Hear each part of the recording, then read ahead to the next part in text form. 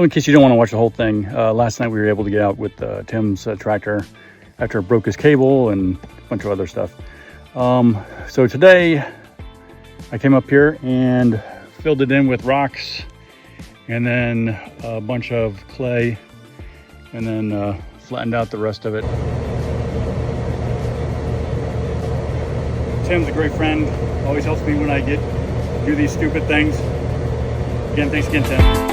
Our whole property is nothing but clay. Well, except for where there's rocks that we can't get out. But I bet you we could give Play-Doh a run for the money with how much clay we got on our freaking property. So, I'm a little dirty. We were able to get it out with Tim's tractor. We broke his cable, and then we took forever. If you look, the mud was extremely high on the skid steer.